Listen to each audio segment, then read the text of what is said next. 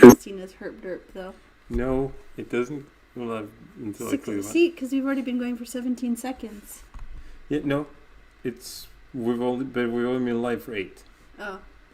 But now you've talked about it, so like whatever. Hey! Hey! Oh, picture quality is terrible. Yes, that's even terribler than usual. Yeah. What's up with that? I don't know. Alright, I'm gonna try and get this more direct and light. Hello, ja, ich bin hier. It is time. It is indeed time. Maybe someday. Vår bästa tid är nu. I don't know the rest of that song. So Alright, I was going to make a post saying, we're live on YouTube. We're love on YouTube. Oops. That like did not much improve image conditions. I'm so a little bit jealous of people who have nice cameras that can, actually make people look good when they're streaming. Yeah. That must be so nice. But we are gonna try and set up to use a phone next week and see if that's better. But we have Andrew Murray in the chat. And we have ich bin here who's saying hype, hype, hype, hype. Yay! Who's ready to learn some Swedish? Okay. Yes. Because that's what we're going to do for 20, 30 minutes or however long. Yeah. However long we just are feeling it. We're in the flow. You know what I mean? Ja. Men vi vill prata lite om den här boken. We want to talk a little bit about this book. I don't know if you'll actually read No. from it. No. It's too long. This book, man. Well, it's 100 pages. It's also like, det är ett väldigt intressant sak. Oh, I'll read the back though. Okay. And then you can translate it. Okay. När Kalle Kanin inte kan somna. You can give me more than... Tar mamma kanin med honom för att träffa farbror trollkarl. Okay. When little bunny can't sleep, his mom takes him to Uncle Magician. Uncle Wizard. Uncle Wizard. Som vet precis vad de ska göra för att somna. Who knows exactly what he needs to be able to sleep. Ditt barn kommer att följa med Kalle Kanin på hans resa. Your child will come along with the rabbit on his journey. När de träffar olika personer som hjälper dem att vaggas till sömns. As they meet other people who help them to rest. Sagan har ett syvande syfte där både språk och utformning uppmuntrar till nedvarvning, stillhet och sömn. Oj, for the love of poop. Yeah, what a sentence. Where did you leave off? It's the last sentence of the paragraph. The story has a sleepy syfte? The purpose. Okay. But syvande is a really weird word because you can't, it is, so it's syvande is something which puts someone to sleep. So, relaxing, I think, would be a good word. Hello, Gea and Andrew. I think we already said hi to Andrew, but we didn't say hi to Gea. Yay. Syvande. I would say relaxing is the best relaxing. Translation. Sleepifying. Sleepily. Sövande. You want to write down the word syfte? Is that a good word? Syfte is actually, that is a very good word. Cool. Syfte. With words with Y's like in the second letter. It's like a U, right? Syfte. Wait, am I spelling that correctly? Yeah. Huh. Looks weird, but that's syfte. Purpose. Yes. So like with this book, you're supposed to at certain points read it like more firmly and read it more softly, and it even tells you where to like yawn and where to say your kid's name. Yeah. I forgot to read it before. Like when it's bold, you're supposed to, when it's italics, how are you supposed to read it? You calm down. Like, so I often go down to almost like a whisper in the italicized parts, and then you sort of supposed to emphasize the bolded parts. Which, Okay. yeah. So it has a relaxing purpose where both speaking and pronouncing. It's more like both language and utformning in this case. You can is write not that like, word down too, huh? uh, Utformning. Utformning, yes. But how do I translate that now? Utformning. It's got a very relaxing sound, doesn't it? Yes, it's it's like design, or like it's literally like the way something is shaped. Okay. But so it's like, yeah. So like we are utforming our kids to be comedians. We are shaping them to appreciate humor. Yeah, I suppose, but it's Is utformning related to uppmuntras? No, that's not related. no, but that is the next word in the sentence. Yes. Uppmuntrar. That's like encouraging, kind of, right? Yes. Lots of ut words here. Uppmuntrar. Is that a good word to write down? Yes, att uppmuntra. Vi vill uppmuntra er att öva på er svenska. We want to encourage you to work on your Swedish. Uppmuntra. Is mun like mouth? Something to do with up mouth? Or you use your words to lift someone up? Yeah, well, it's actually Upwards. munter is like an old word for happy.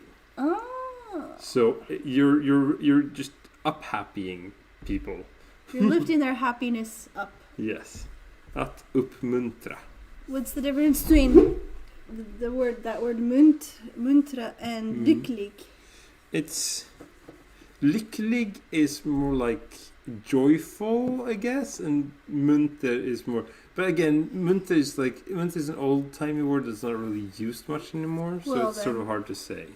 Okay, so the story has a sleepy purpose where both speaking and We're both the language and the execution, I suppose. that makes sense. Where both the language and the execution encourages to.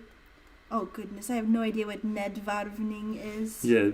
Okay. Nedvarvning. Well, okay. Att varva ner, which is there. It's. I've read that word in here and I didn't understand what it meant.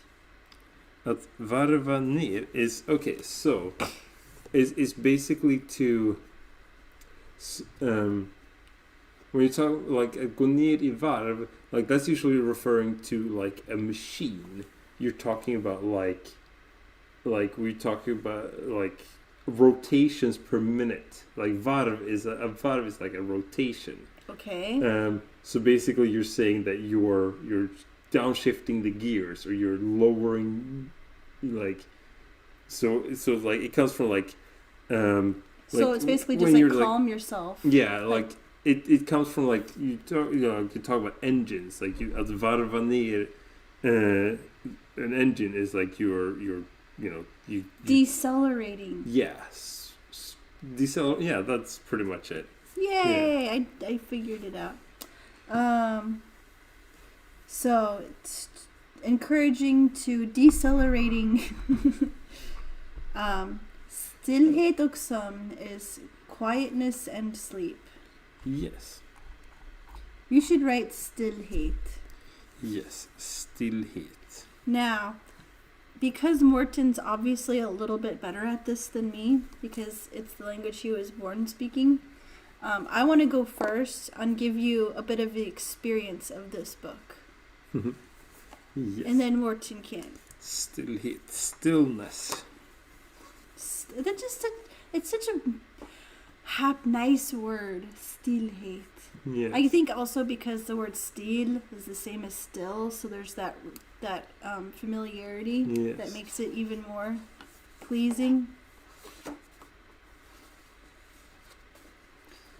I'm gonna skip forward. Oh, there's even more to this book I never even realized. Yeah, there's like the whole thing at the end with tips from the author. Okay. Wait, you're gonna just read the last Yeah, because page? there's more scripted Yawns. yawns and stuff towards the end there. They really want to get kids to sleep at this point. I don't think they're going to be upset about spoiler. Spoiler, the book is to help people sleep. Yeah. Nu var kanin så trött att han knappt orkade lyfta sina fötter längre. Så trött. Så trött. You could write down like words like trött. Yes. Men kanin och du, ja, ich bin hier, fortsatte hemåt och allt djupare i sömn. För varje steg blev jag bara tröttare och tröttare, sa kanin till dig själv. Tröttare och tröttare. Snart är jag hemma. Så trött att du inte orkar hålla upp dina ögon längre, vilket gör dig ännu tröttare. Okay, Morten, I'll let you read for this. Okay, get ready. Make sure that you're not driving any heavy machinery because we don't want you to sleep while Morten reads this. För varje steg blev ögonen tyngre och tyngre och blundar nu. Ögonlocken tunga som sten. Tunga, tunga. Så tunga. But when I read it, I go all in with the yawn. Like, I suck the I world sometimes into do my too. chest. I like, sometimes do too. ah! Oh, but see, that kind of yawn does not help the children to It's sleep. true. It's true. That's why it doesn't work so well when I do it. It needs to be subtle enough that it just encourages people to follow along. Yeah. Oh my goodness. I usually my problem is more when I read this book is to stifle my yawns until I get to the I point know, where it's right? supposed to Like come. I start yawning quite early Yeah. on. I crashed after reading this whole book to the kids. Yeah. I was like, I'm done. Good night, world. Oh, we should also show them how cute the illustrations are. Oh yeah. I don't know how well it's gonna show up. We'll see. All right. Hey, Monique. Hey, it's the Stuppert. Gia said Yes. that still hate sounds nice and calm too. Yeah. Yes. So Morten wrote down a few nice words from here. Yes. Trött is of course. Yes, tired. Trött. Trött. Jag. Oh, I held it too close to the camera. Oh, so the oops. illustration didn't show much at all. Yeah. I can take a picture of it and put it in the Discord for anybody who's in the Discord. Do you want to add a link to that? We can In case? we can share the Discord. So to say I am tired in Swedish, you would say jag är trött. Oh, you don't have Discord on here. Oh, my bad.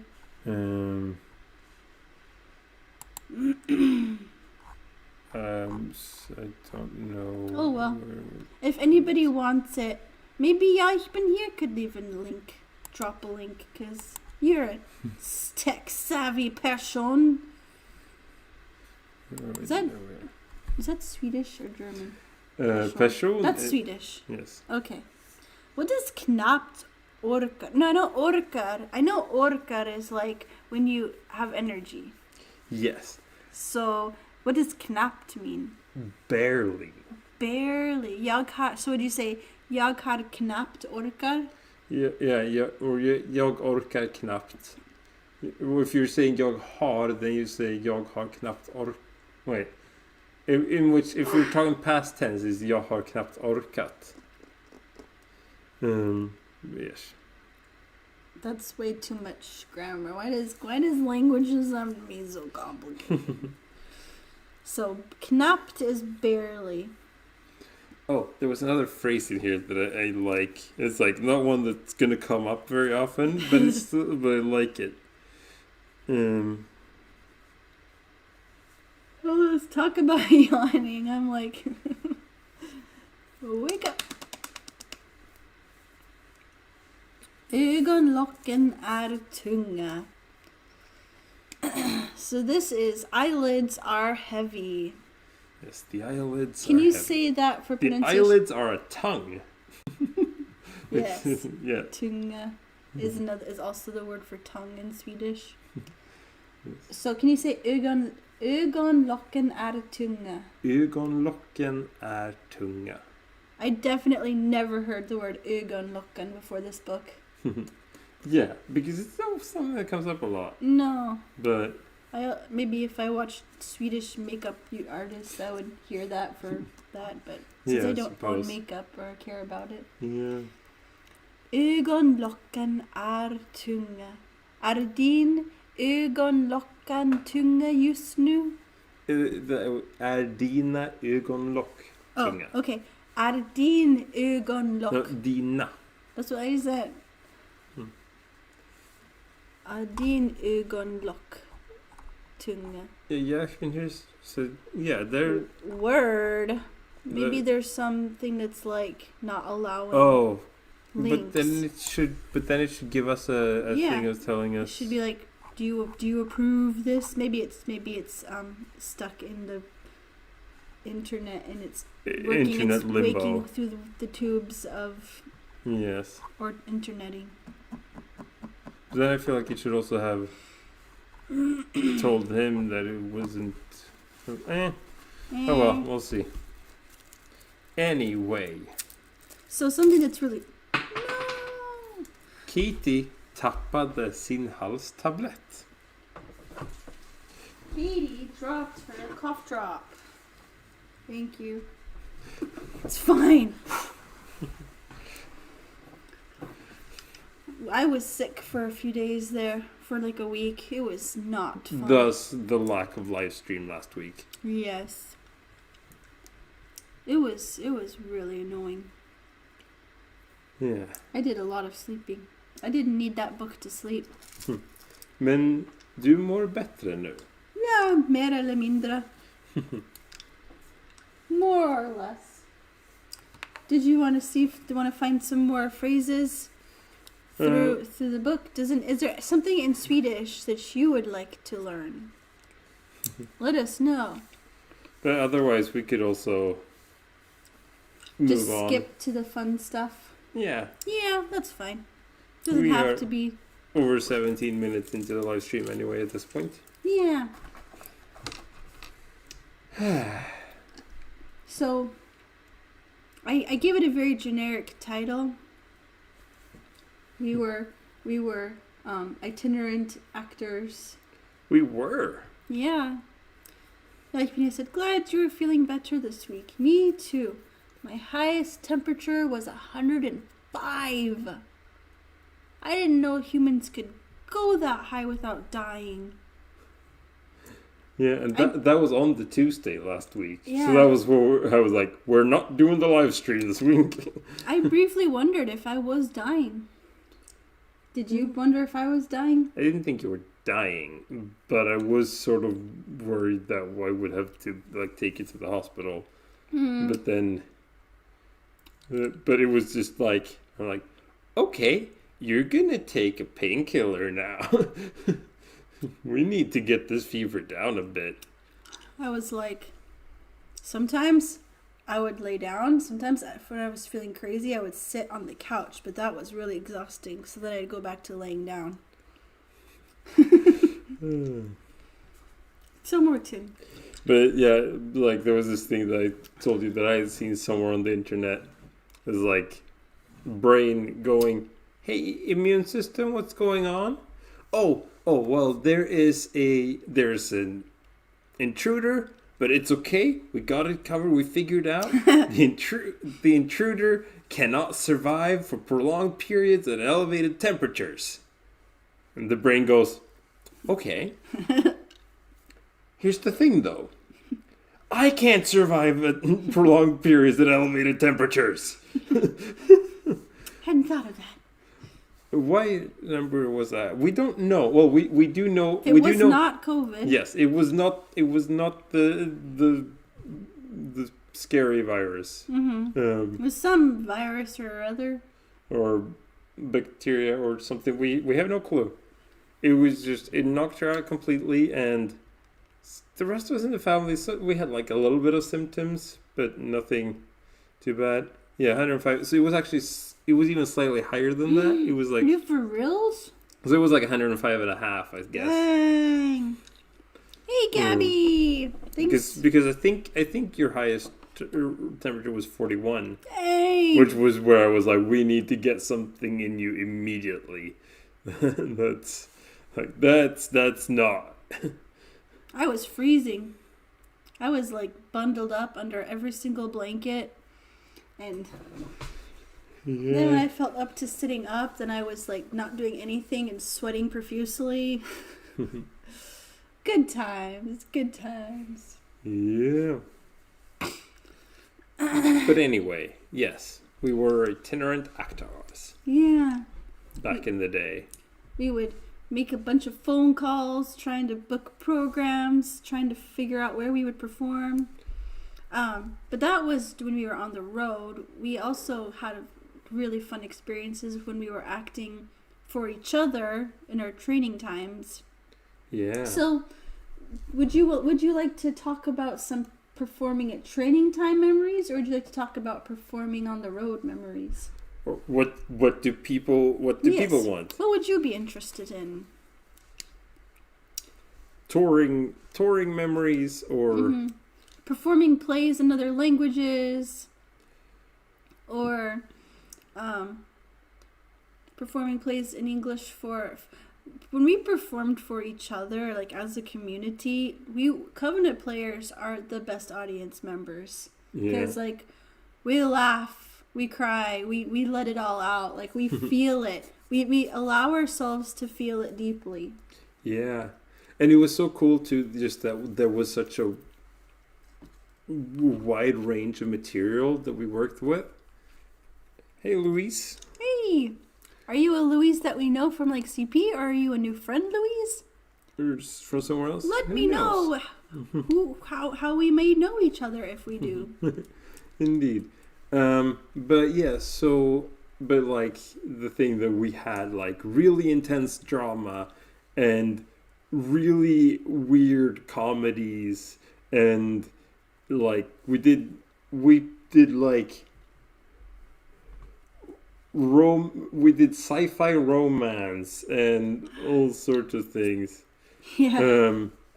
Like, so that's just a range. Like my first training, like my first big role in one of our trainings was in a sci-fi play. That was one of the first things that I did, like for a Covenant players audience, like was play an alien, which was a lot. Do you remember what your makeup and mannerisms and stuff was? Oh yeah. They gave us like sort of fairly pale base makeup, and then did like a web pattern on the side of our faces, and then the director instructed us to like act like our hands were webbed, so whenever we were moving our hands, we should be like, there was a little bit of like the fingers should be sticking to each other a little bit all the time, which was a really cool little bit. And like I can't believe that I remember that. You have a good memory.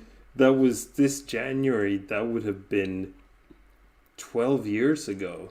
But it was a pretty, important. It's much easier also to remember something so different and special than to remember like you were in 5 billion biblical plays where you were like the biblical plays costume was like plaid and jeans. Yeah, we didn't do khaki. Yeah, for the most part we did biblical plays in modern dress because like there's no way to really do accurate dress. And the founder of the ministry didn't want to have people walking around in bathrobes. Like that was really important to him. No bathrobe dramas.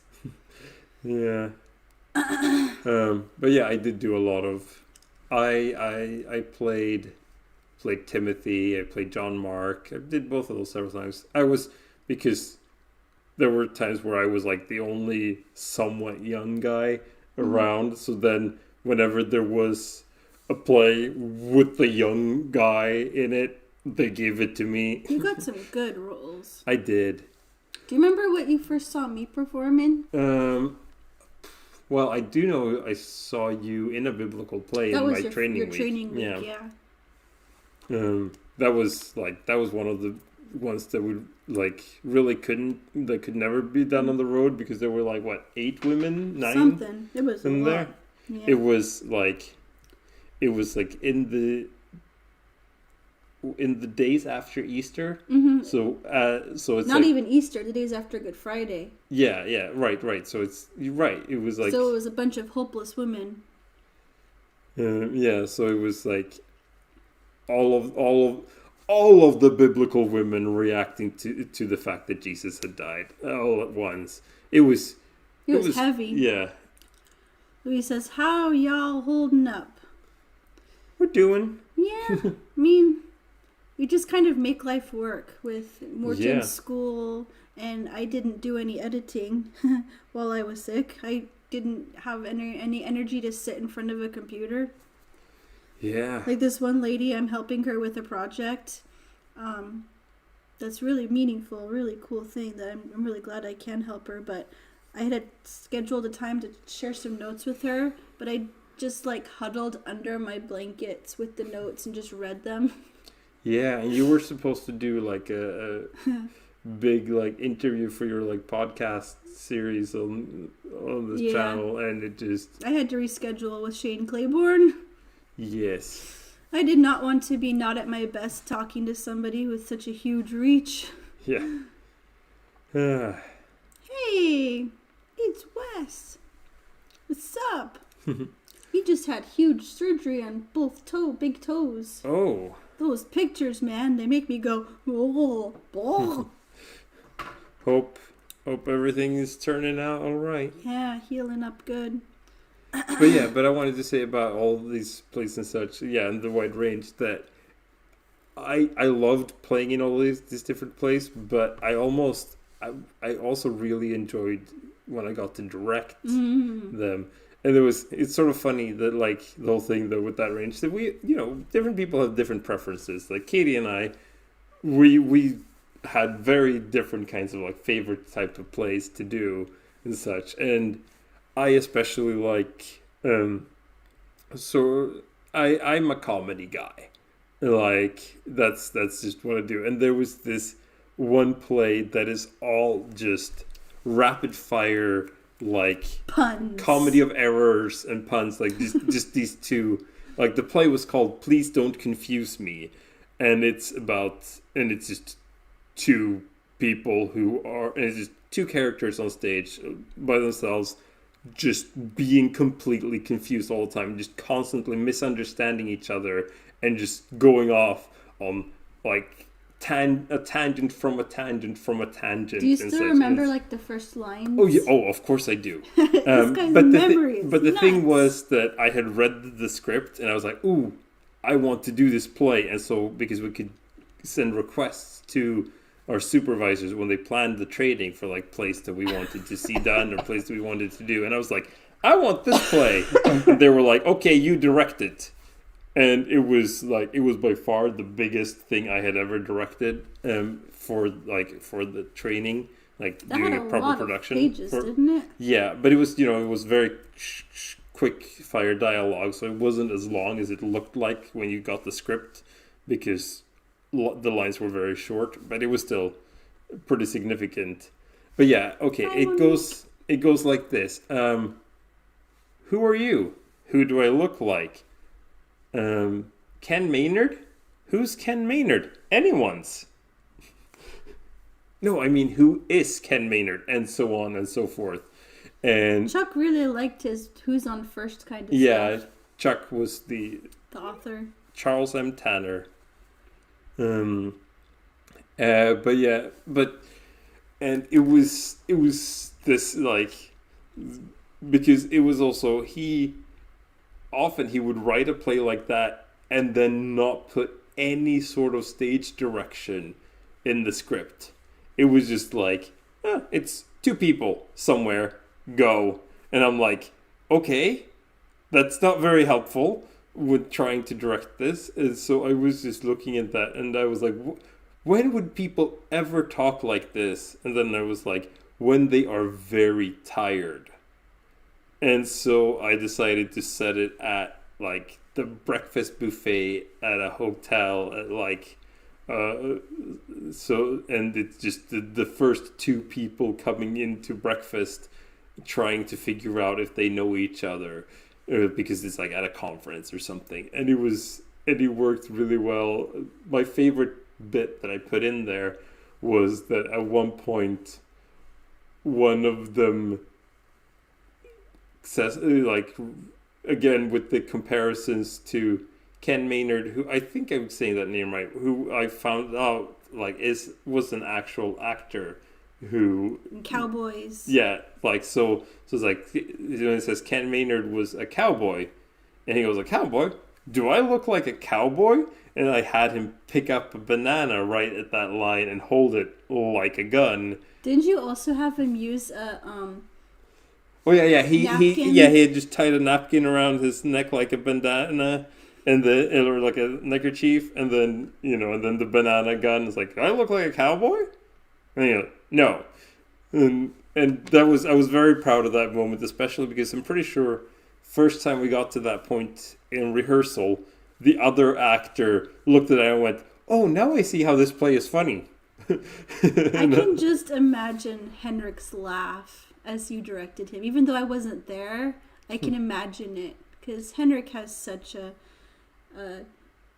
memorable laugh. Yeah. Aww. So, I have an idea. Mm-hmm. I'm going to talk about a play I remember seeing you in, and you can think of a play you remember seeing me in. In German, there's a famous poem about John Maynard. Interesting. So, a play that I remember Morten doing, and this is the thing, like, I don't know how to say this, but with Morten, he's got these thick glasses on all the time. But when he's performing and his glasses are off, his eyes, he like becomes an anime character. Like, they're ginormous, and and he's really, really good at using them. Like, acting is hard. There's so much to think about.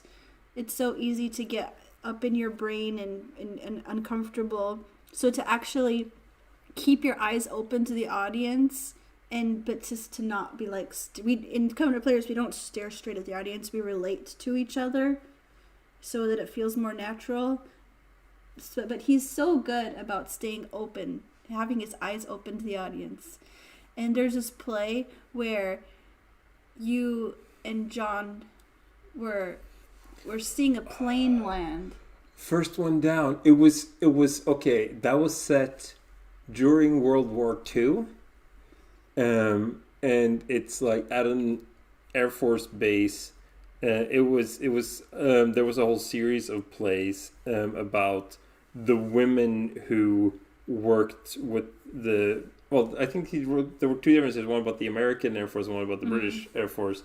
But like about the women who helped ferry planes back and forth for the Air Force. So it was at one of those.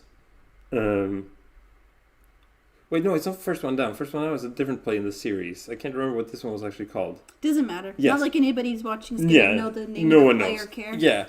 But yeah, so this was, it wasn't, the plane wasn't landing. It was out of control and about to crash. Right. And then it didn't. It righted itself out. But the way that Morten and the other character in the play were, you could see it happening. Like they were facing the audience, but it was because the fourth wall was what was happening in front of them, and they were like, "Oh no!" And just like freaking out, seeing this happen. So everyone in the audience was like, "She's straightening out! She's straightening out! She got it! She got it!" Oh man, that was so good. Yeah. Oh, that was quite the play. Like, I don't remember a lot of that one, but it was that was quite something. I was just thinking, this is not a big dramatic moment, but I was just thinking the other day about performing Psst Buddy with Jodie in French. Oh. That's a really fun play. There's like, it's very stylized and like really geeky person and really cool person. Hey, Psst, buddy. I don't remember. No, me neither. Okay, did you think of a play a performance you saw me in? What have I seen? I mean, oh goodness, you've done so many things. I'm trying to and now I'm just drawing blanks. What did you do? I did. You did Joan of Arc. I did Joan of Arc. That was a really cool play. Okay, you can talk about that. I'll let you. Well, I mean, and then there was the time you were. But yeah, no, we can talk about that play. That was, it was, that was Joan of Arc, like early on, like right as she had started,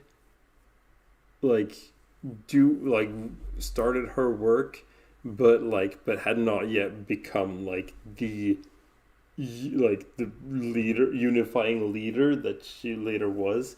It was wrestling with all this doubt. Yeah, because she had been called to meet the king, to prove her worth, to be examined, to prove her worth, that she really was, the right person for the job.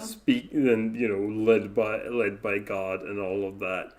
And and then trying to figure out what the heck to do with that, and that was quite something. It was really. What do you remember too. Particularly about the performance? Well, I saw you do that play so many times because you did it on the road. I did it too, on the afterward. road a lot. Because it was a very good play, and it was. Yeah, and they gave me the costume. She did it herself. They gave me the costume so that I could even have something special to wear for it. Usually on the road we would just, use whatever we had, but to actually have a period piece costume on the road was really cool. It was. But it was because I remember they had set it up so that she was on stage but with the lights out, and when we were we were let in, and she was all there. by myself on stage too. Yeah. it was the whole play was was a monologue, what we call a singlet, and so it was really intense and just really powerful, and just the force that you had with it. So that was very cool. Oh, I remember directing you in a Easter play. One of the 12 disciples were all have plays, just talking about what the heck is Jesus talking about. at the Last Supper. Yeah. One of them. I did a couple of those. I remember I don't think I ever actually saw this one, but just to give a little bit of perspective, one of them is one of the disciples saying, "He wants us to eat it? This is disgusting. This is the kind of thing that the heathens are talking about. Eating flesh and drinking blood." So they're all inside of their own heads, and so when they stage it, we actually had Jeremy Dietz with us. So we actually had three, and Olivier. So we actually had three men on stage. What never happened. Yeah. So that.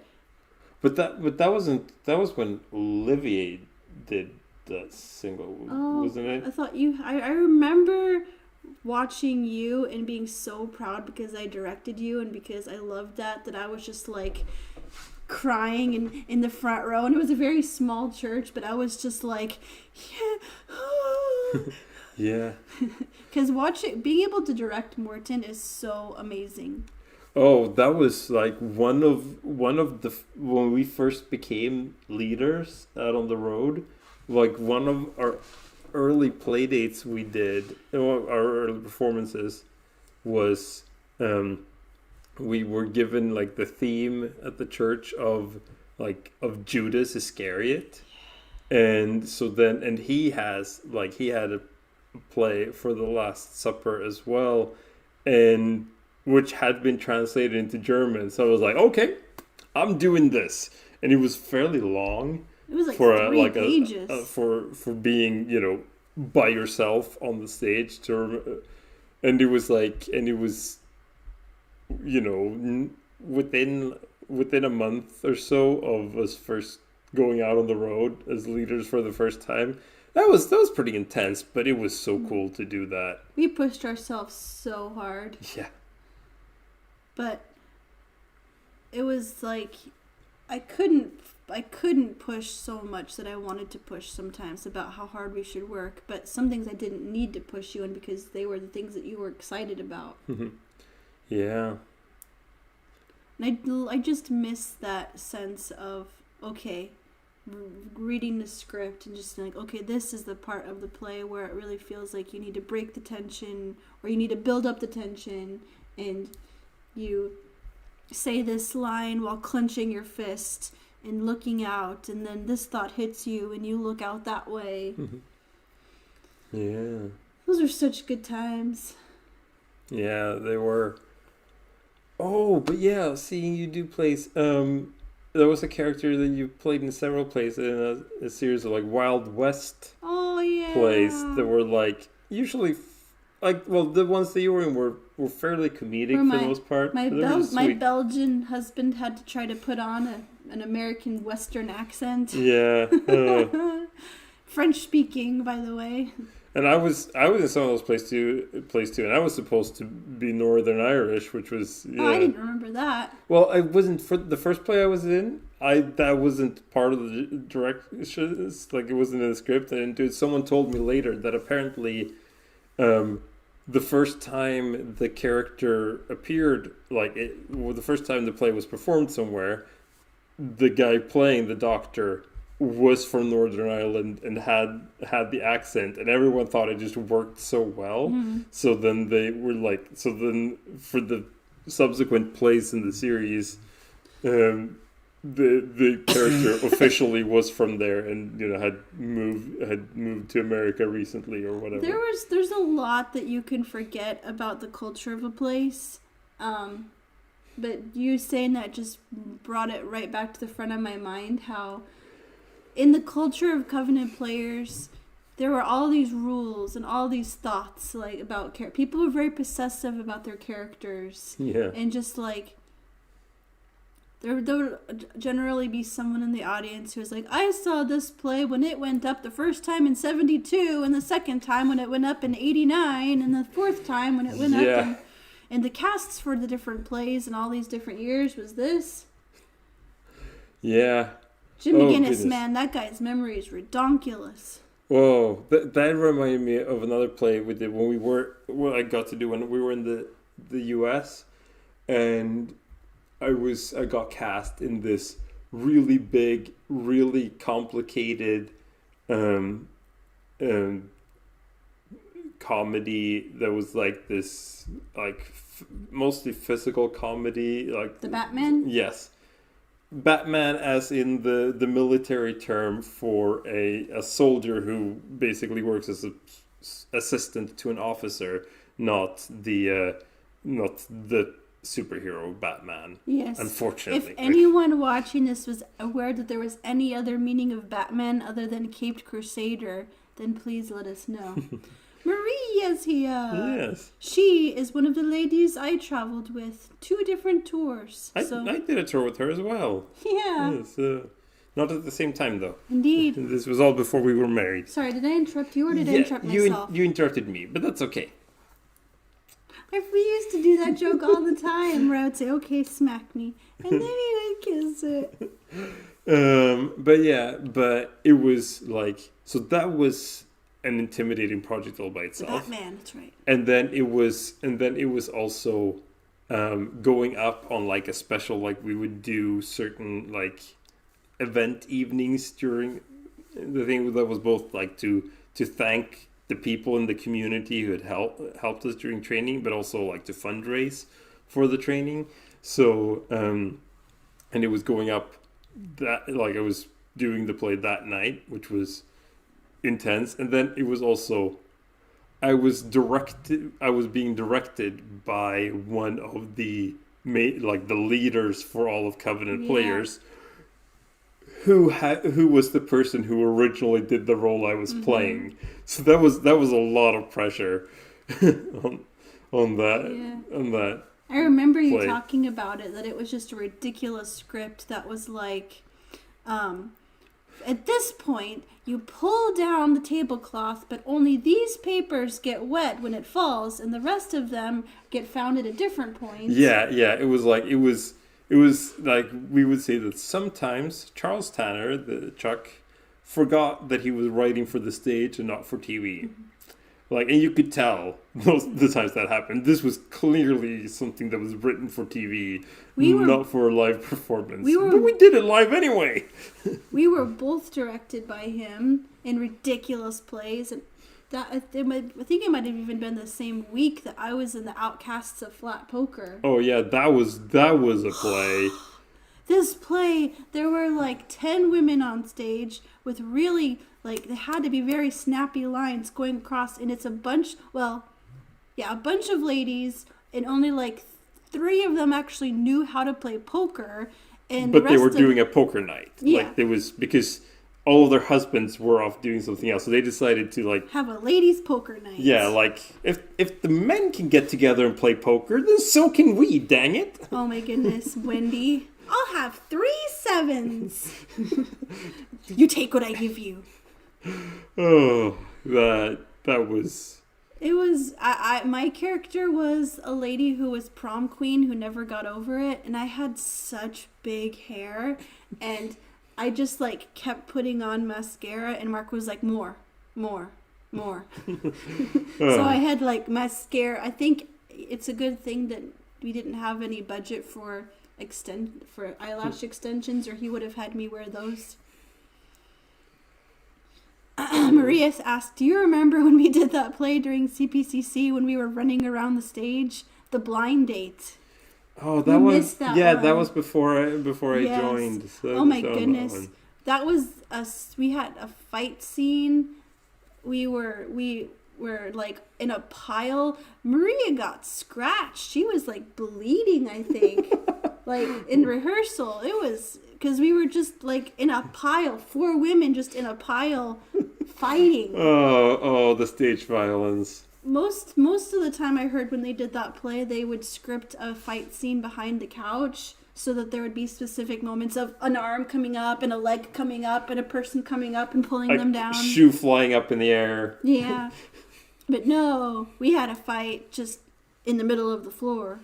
And there was a beautiful picture that came from that, because I don't remember what the play was about at all, other than there was a date and we all wanted to have the date. I don't know, but I remember Jordan answered the door at the end, and even though he didn't actually show up on stage, he like put on a whole suit so that the reaction of the girl answering the door would be like, oh. Oh man, but there was this great moment of us reading this letter and then the doorbell ringing and all of us going all four, oh yeah, I have us. seen that photo. I've definitely seen that photo. That picture was on the cover of one of the photo CDs. Oh yeah, the photo CD for that year. I think it might have been put in a brochure at some point. Oh too. Yeah, it was a good picture. Yeah. The violence. I remember that you were so excited at the 50th anniversary celebration for Covenant players. Katie got to be in a play. It was only a very small part. We were both in the same play, but never on stage at the same time. But it was a very small part. But she got to come in and shoot someone. She was so excited about that. I had to. The thing with acting is you can't just put on energy like a second before you're on stage, you know? You have to have the energy built up so that you're in your story, in your mind. And everything kind of solidified so that when you go on stage, you're bringing your whole past with you. But the fact that I had this huge dramatic tension moment at the end of this 9,000 billion page play, so I had to somehow keep this tension going. Oh yeah, right. There was a bunch of other things happening for 20 minutes before Katie came on stage. There was a lot of storylines going on. Yeah, because that was another series of plays. Basically, there was back in like the 80s and 90s when there were a lot of people in Covenant Players. Like 500-600. He would Chuck, the author, the playwright, would write plays that had really large casts, but that like there were only a few people on stage at a time, just so that there would be roles for everyone during the summer. When you had to put 300 people in plays, he did things like that. And so this is a whole series of plays he wrote that's about the French resistance during the German occupation. Yeah, the underground French resistance. World War II. And so there was, but Katie came in at the end as an extremist. You were a communist. Oh, was so? I? Yeah, I'm pretty sure. Remember. Yeah, so while there are a lot of there's a lot both like German soldiers and Frenchmen, some of whom are members of the resistance, some who are not, and like all this tension, but it's all very like polite tension where everyone trying to feel each other out. And then she comes in and she's, extremist communist, and she just walks in with the gun and wants to shoot all the Germans no matter who they are. And And I got to get to shoot someone and get shot.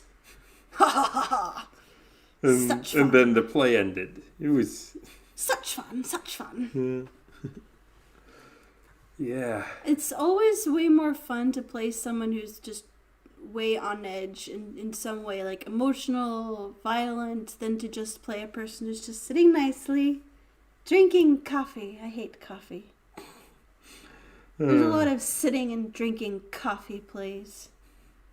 Some of them are pretty good, though. But it's so much more fun to just get, like, intense.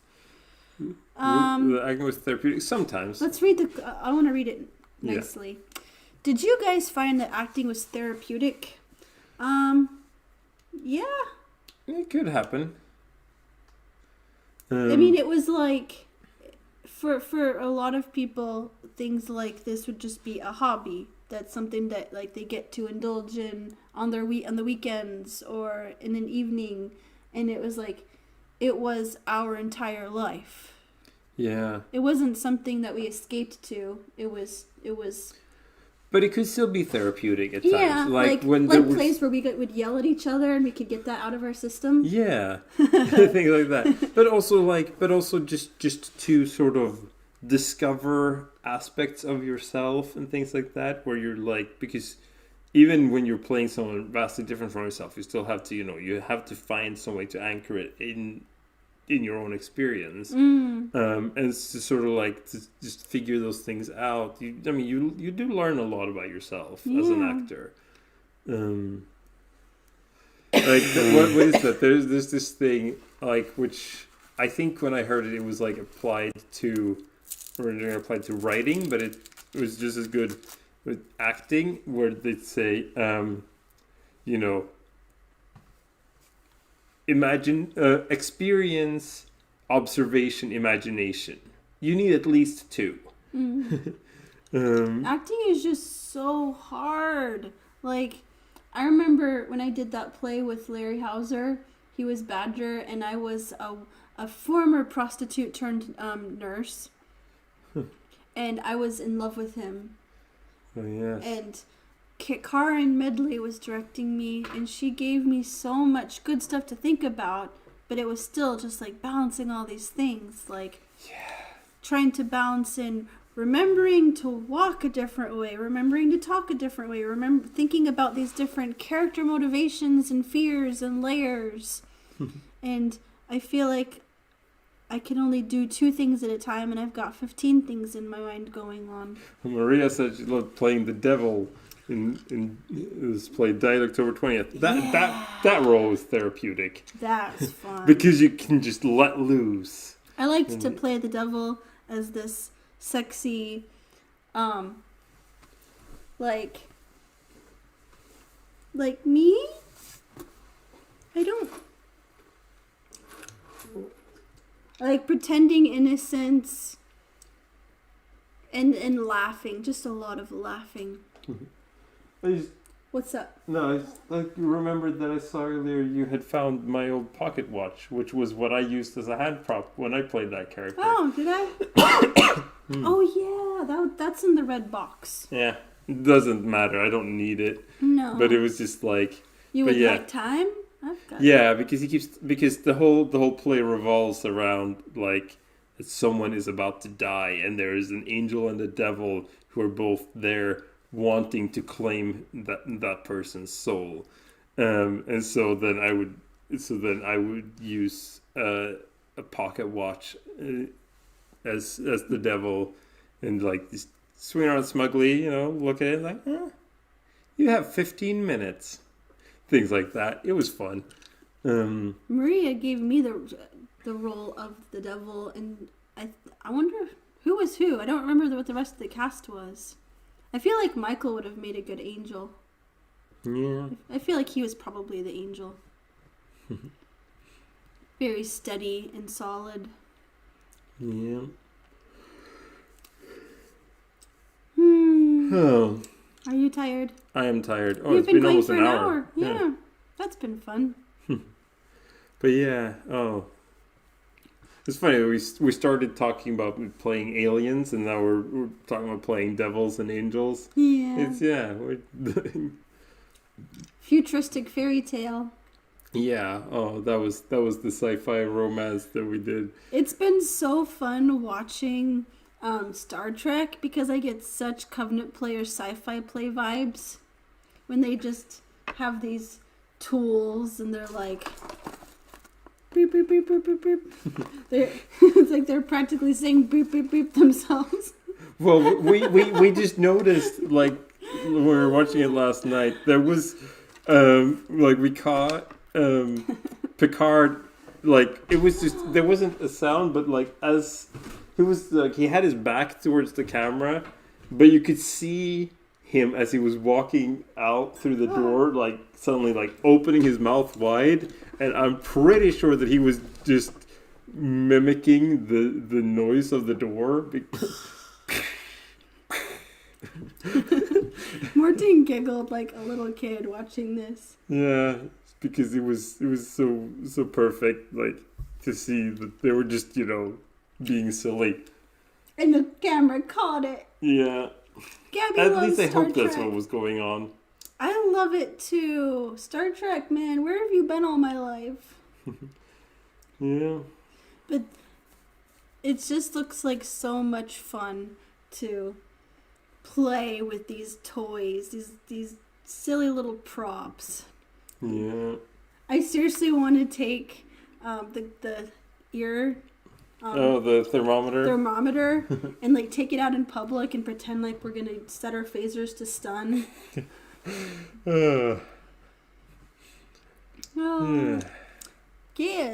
Speaking such good Swedish. Jag är trött men jag lyssnar still.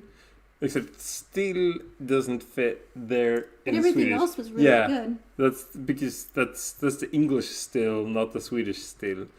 Fortfarande. Yes. Or ännu. You could also use that's less syllables. Yeah. So instead of still and new. Oh, look, we came back to the Swedish lesson in the end here too. Bye-bye, Maria. Have a good night. Yeah, but I think we're gonna say goodnight too. Yeah, it's been an hour. It's been fun. It's been good. Yeah, thanks for hanging out with us. Tack för att ni kom. Vi ses nästa vecka, hoppas jag. I thought you were going to translate what I was saying. We'll see you next week. Hopefully. Hopefully.